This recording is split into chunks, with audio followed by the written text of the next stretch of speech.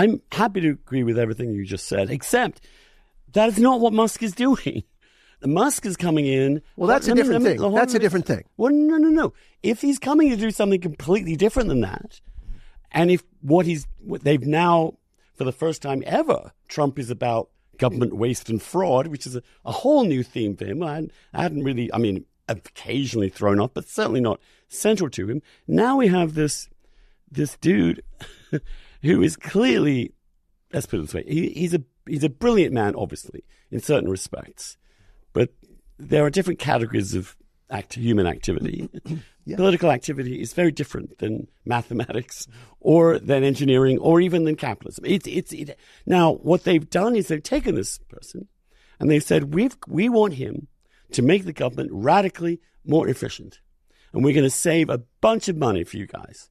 And now that is the message they've been saying. They've been putting out all this stuff. They say, we're cutting this, we're cutting that. Everyone loves it because as long as it's all, once the smoke clears, almost nothing, with maximal disruption to government programs that I don't think anybody wants to end. I don't think people want to end medical research. I don't think people want to end PEPFAR, which has been doing obviously good work for pretty low amounts of money. Yes, they don't want training for non-binary journalism in Sri Lanka. Yes, but in the grand scheme of things, yes, we would all like to get rid of that.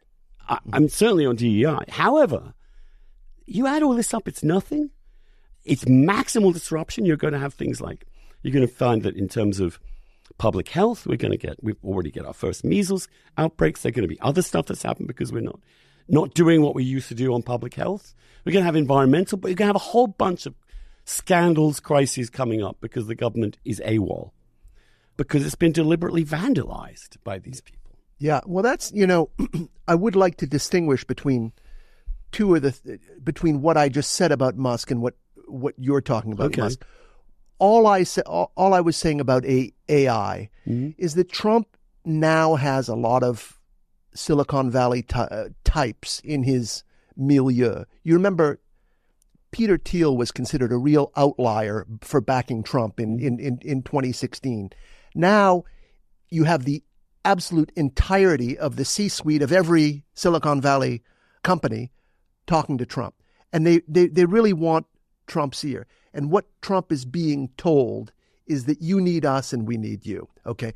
Now, this cutting of government that Musk has been put in charge with, I think is something very different. It's not Musk's expertise as a tech person that has put him in this position. I don't think that Trump envisioned this position for him 3 or 4 months ago. It's just that Trump is a very informal guy and Musk is a very informal guy. And I think they just kind of cooked this up in the last few weeks. And Musk happens to be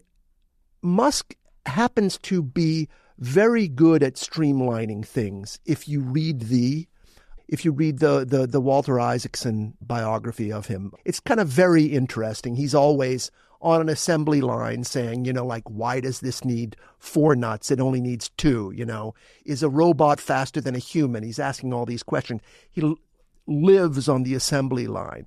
It's also interesting that he's an engineer, which most of the Silicon Valley people are not. However, people have always said, running a government is not running a business. A government is not supposed to make a profit and distribute it to its shareholders, except in the wildest metaphorical sense. I don't think that what Musk is doing is a Clinton Gore style reinventing government. I think it reflects Trump's idea of how the government was weaponized against him.